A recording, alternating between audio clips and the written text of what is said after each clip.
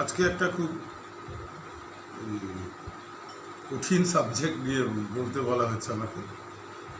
তা এই সাবজেক্টটা হলো, আমাকে বলতে বলা হয়েছে গান্ধীজি, নেহেরু এবং নেতাজি সুভাষচন্দ্র বোস সম্পর্কে। আমি মানে এত ভেসেল অফ অনার, এরা প্রাতঃস্মরণীয় ব্যক্তি, এদের সম্পর্কে বলতে গেলে আমার ধৃষ্টতা হচ্ছে না এদের সম্বন্ধে, বলতে খুব খারাপ লাগছে। এই এত বড় মহান ব্যক্তিদের সম্পর্কে আমি তো একজন সাধারণ মানুষ, কিছু পড়াশোনা করেছি, যাই হোক তার উপরই এটা আমি ব্যাখ্যা করছি। এক হচ্ছে যে দেশের সবচেয়ে বড় মানুষটি, যে রাষ্ট্রীয় মর্যাদায় ভারতবর্ষের জাতির পিতা, সে হচ্ছে Mahatma Gandhi, MK. Gandhi, bar at ল।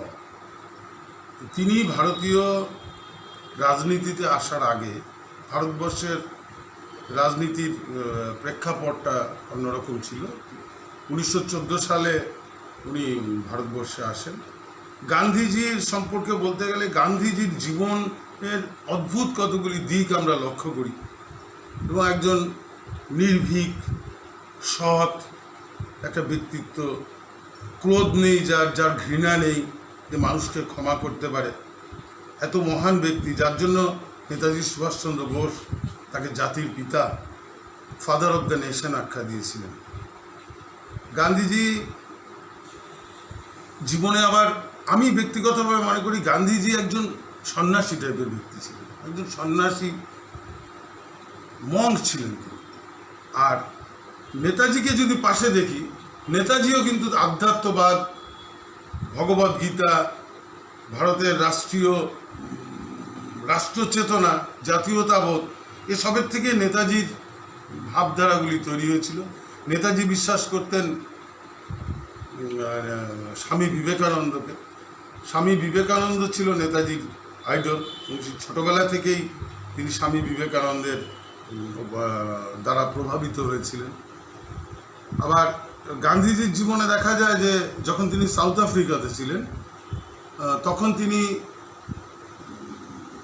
একটা সাউথ আফ্রিকাতে এক বিবাহ সম্পর্ক একটা আইনের ওপর একটা বিল এনেছিল ব্রিটিশ, যাতে ভারতীয় যারা ছিল ওখানে ওই সময় সাউথ আফ্রিকাতে, তাদের একটা বিবাহ সম্পর্কটাই প্রায় আইনগতভাবে ভেঙে যাচ্ছিল।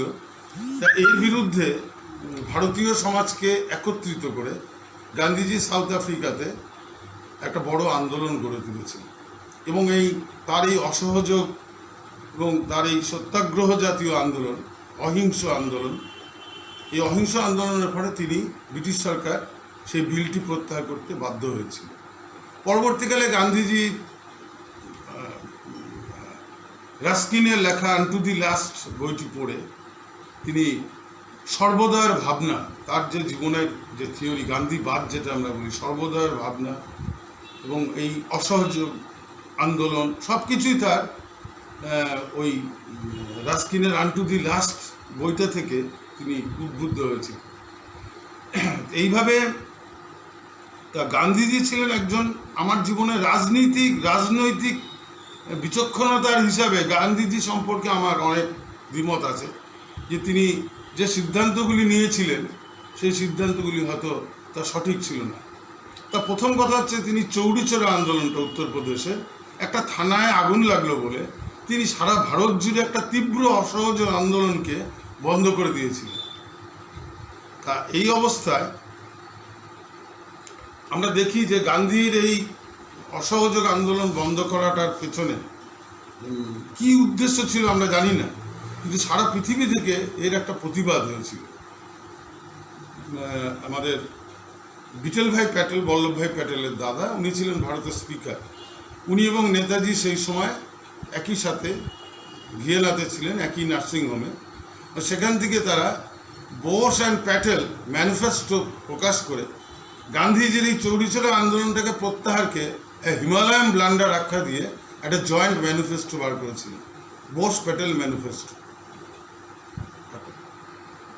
জওহরলাল নেহরুও খুব ভারতের একজন প্রথম প্রধানমন্ত্রী এতদিন আখ্যায়িত ছিল।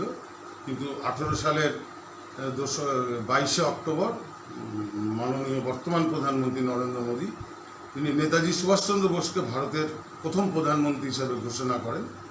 সেটা এখন রাষ্ট্রীয় পর্যায়ে আছে। জওহরলাল নেহরু যে জওহরলাল নেহরুর সঙ্গে সুভাষচন্দ্রের সম্পর্কটা রাজনৈতিক জীবনে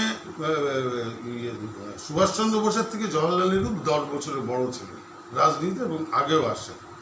কিন্তু নেতাজি যখন রাজনীতিতে প্রবেশ করে তখন জওহরলাল নেহরুর সঙ্গে তার কতগুলি আদর্শগত মিল আমরা লক্ষ্য করি। প্রথম কথা, নেতাজি এবং জওহরলাল নেহরু দুজনই বামপন্থী মানসিকতা ছিল, তবে জওহরলাল নেহরু পুরোপুরি মার্ক্সবাদকে বিশ্বাস করতেন, নিজেকে কমিউনিস্ট বলতে ভালোবাসতেন, একটা সময় আমরা দেখেছি। আর নেতাজি ছিলেন সাম্যবাদের উপর ভিত্তি করে, যে ভারতের বেদ উপনিষদে ভিত্তি করে সাম্যবাদে তিনি বিশ্বাস করতেন। তিনি আধ্যাত্মিকতাবাদেও চরম বিশ্বাস করতেন।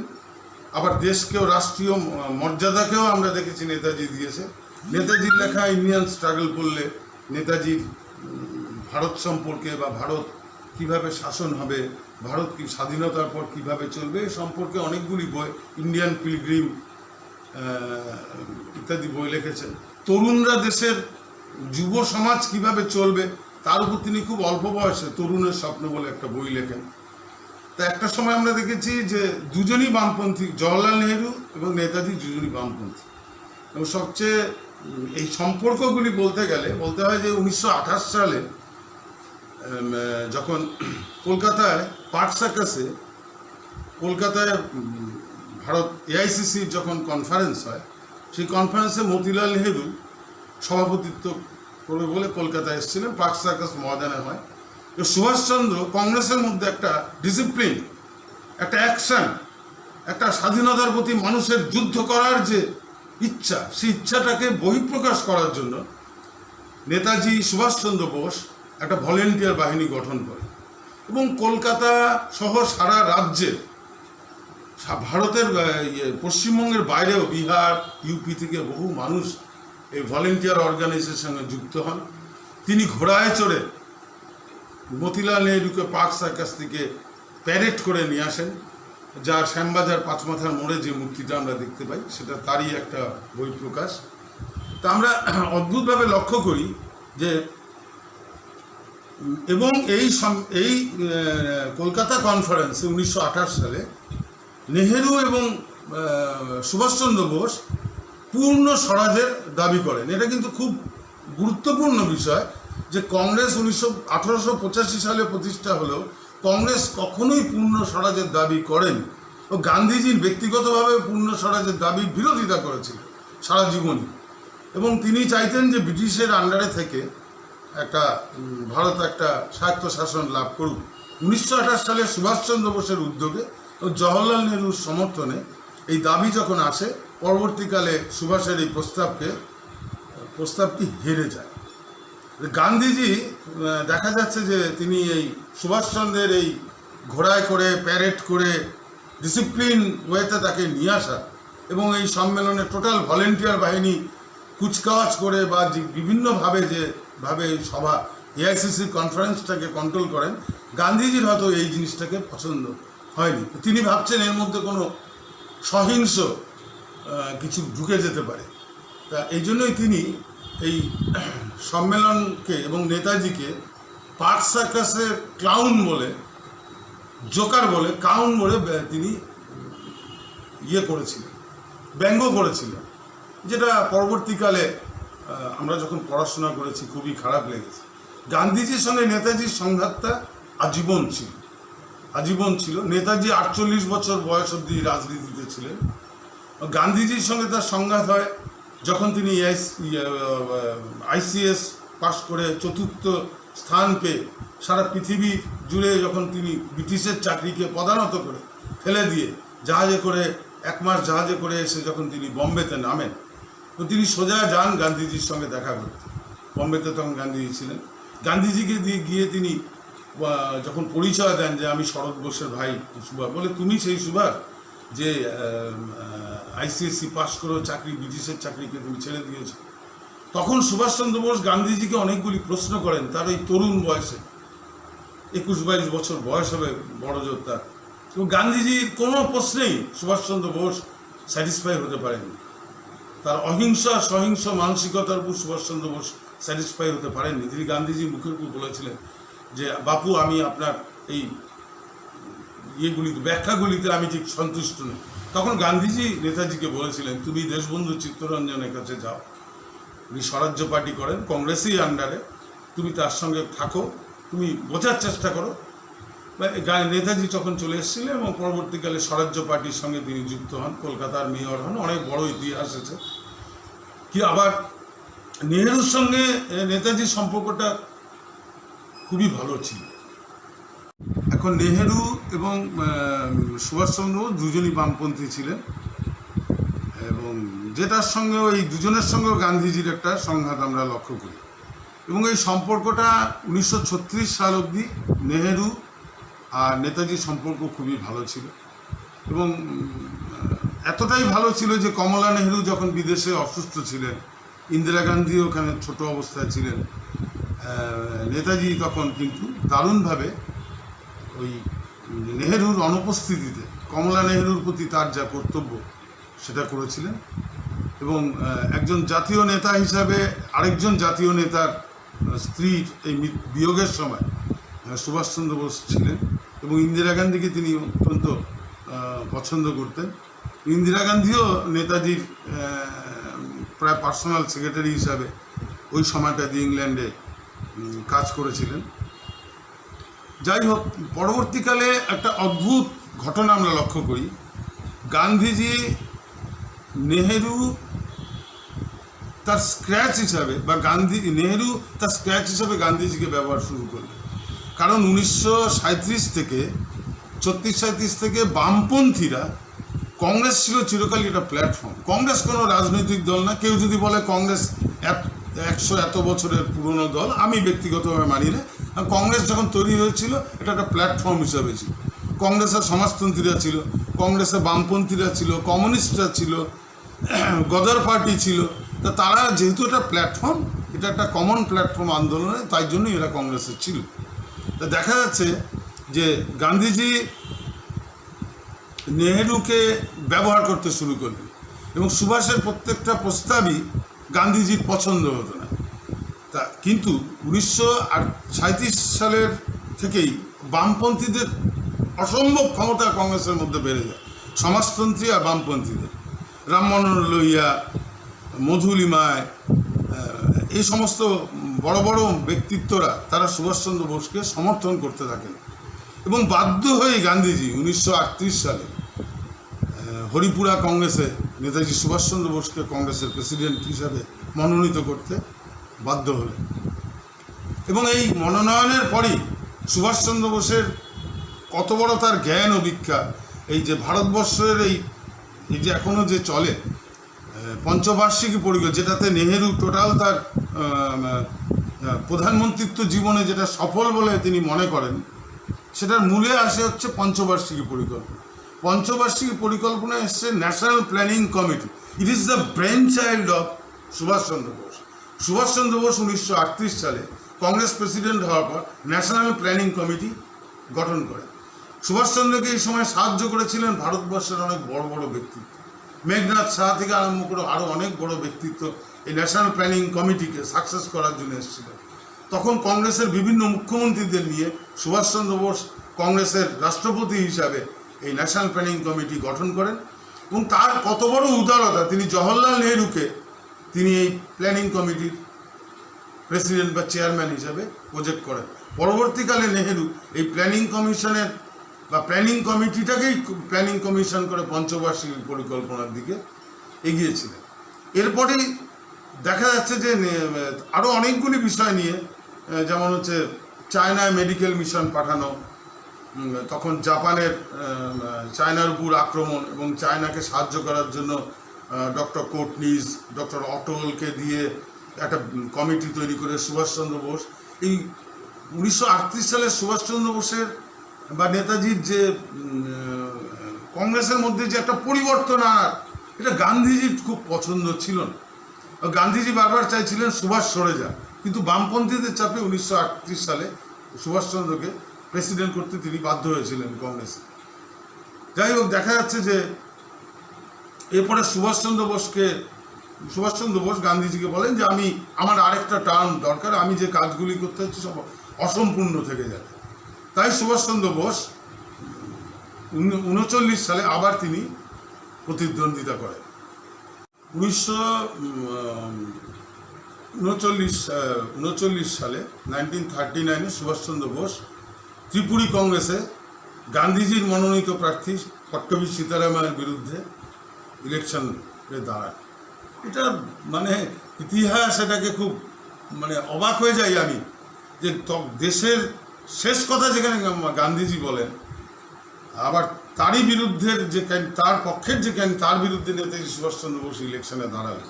এবং এই ইলেকশনে দাঁড়ানোর পর নেতাজি সুভাষচন্দ্র বোস 420 কি 22 ভোটে পট্টবী সীতারামকে পরাজিত করে কংগ্রেসের প্রেসিডেন্ট হলেন। এইখানেই আমার গান্ধীজির যে ক্ষমা, গান্ধীজি যে একটা অহিংস মূর্তি, আমার এখানেই কিছু প্রশ্ন এসে গেল গান্ধীজির কতগুলি উক্তি থেকে। সুভাষচন্দ্র বোসও কংগ্রেসের, পট্টবী সীতারামাইও কংগ্রেসের, দুজনের একটা গণতান্ত্রিক ইলেকশন হয়েছে, একজন হেরেছে একজন জিতেছে।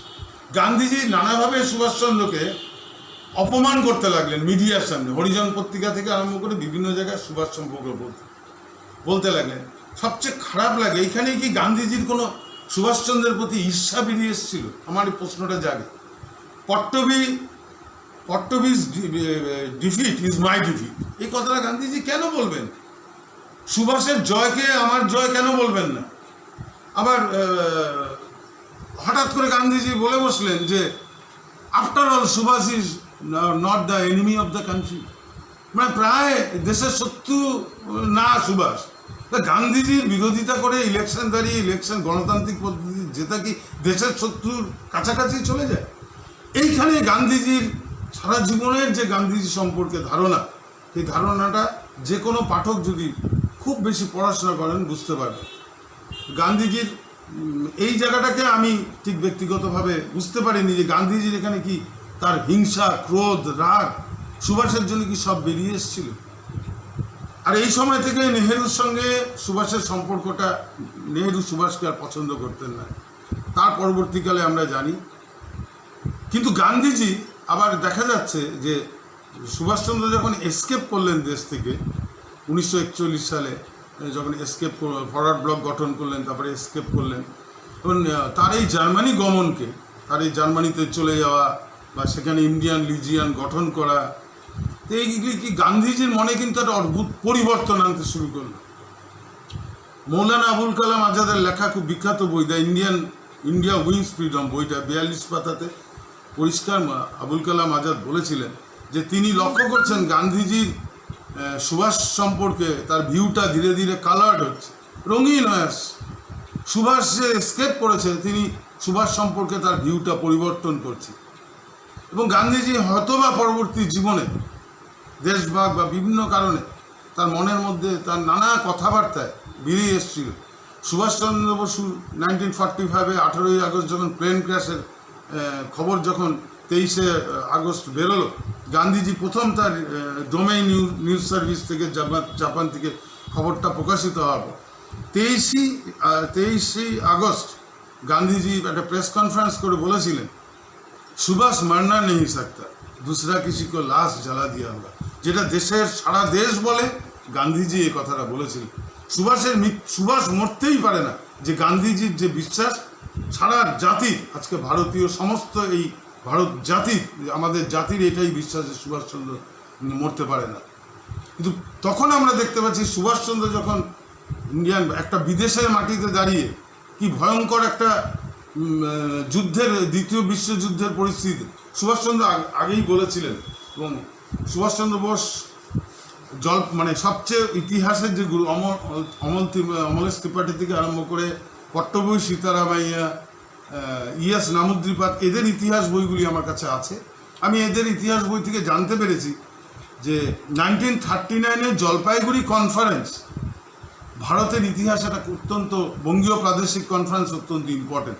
সুভাষচন্দ্র বোস এখানে প্রধান অতিথি হিসাবে এআইসিসির রাষ্ট্রপতি হিসাবে আসেন, শরৎ বোস এটার সভাপতি ছিলেন। এখানে সুভাষচন্দ্র বোস বলেছিলেন 6 মাসের মধ্যে বিশ্বযুদ্ধ লাগবে। 1939-এর এই গুরুত্বপূর্ণ জলপাইগুড়ি বঙ্গীয় প্রাদেশিক সম্মেলন থেকে নেতাজি প্রথম ঘোষণা করেন যে অবিলম্বে 6 মাসের মধ্যে বিশ্বযুদ্ধ লাগবে। এই পরিস্থিতিতে কংগ্রেসের উচিত যে এই যুদ্ধে ব্রিটিশকে কোনো রকম সহযোগিতা না করা। সেটা তিনি কংগ্রেসের রাষ্ট্রপতি হিসাবে কংগ্রেসের সমস্ত নেতৃবৃন্দকে বোঝানোর চেষ্টা করেছিলেন, কিন্তু কেউ তার কথা শোনেনি, বিশেষত গান্ধীজির আপত্তিতে। গান্ধীজি কোনোভাবেই বা নেহেরু কোনোভাবেই ব্রিটিশকে বিপদে ফেলতে চায়নি। তারা সবসময় চাইতো যে ব্রিটিশের আন্ডারেই আমরা একটা স্বায়ত্তশাসন থাকি, কিন্তু নেতাজি সবসময় চাইতেন কমপ্লিট ইন্ডিপেন্ডেন্স আসবে, মাঠ দিয়ে আমরা ব্রিটিশকে তাড়াবো দেশ থেকে, আমরা দেশ থেকে একটা ব্রিটিশকে ছাড়বো স্বাধীনতার সময়, তার বদলে আমাদের সমস্ত জিনিস আমরা ফেরত নেব। এই মানসিকতার একটা অদ্ভুত পার্থক্য লক্ষ্য করা যায়।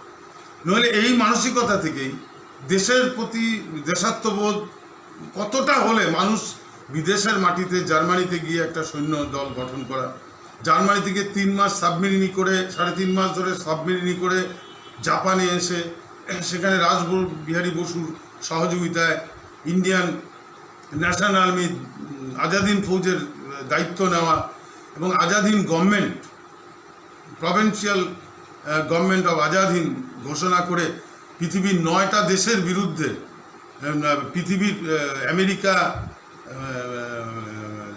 আমেরিকার বিরুদ্ধে, ইংল্যান্ডের বিরুদ্ধে যুদ্ধ ঘোষণা করা এবং পৃথিবীর 9টা গণতান্ত্রিক দেশ, সার্বভৌম দেশ সুভাষচন্দ্রের এই গভর্নমেন্টকে সমর্থন করে। পরবর্তীকালে এই বিষয়ে আমরা জানতে পারি যে যখন ইন্ডিয়ান ন্যাশনাল আর্মি ট্রায়াল হয় দিল্লিতে, লালকেল্লা ট্রায়াল বলে বিখ্যাত, সেই ট্রায়ালকে কংগ্রেসের গান্ধীজি এবং নেহেরু এদের উদ্যোগেই 7 জনের একটা আইনজীবী সংগঠন মানে দল কংগ্রেসের তরফ থেকে দেওয়া হয়েছিল ডিফেন্স কাউন্সিল হিসাবে। আর মূলে ছিলেন ভুলাভাই দেশাই। ভুলাভাই দেশাইয়ের টোটাল আর্গুমেন্টটা পড়ে জানতে পেরেছি যে নেতাজি কত সাংঘাতিক, যেটা আমাদের কল্পনা পারে না পড়লে বোঝা যাবে না। প্রশ্ন এসেছিল যে বিদেশের মাটিতে ভারত সরকার একটা বিদেশের মাটিতে স্বাধীন ভারত সরকার গঠন হলো কি করে, তার কোনো জমি আছে? প্রশ্ন এসেছিল, ইন্টারন্যাশনাল ল অনুসারে এগুলি প্রশ্ন এসেছিল। তার কোনো মুদ্রা আছে, তার কোনো ডাক টিকিট আছে, তার কোনো ব্যাংক আছে? সব কিছুই নেতাজি তৈরি করেছিলেন বিদেশে।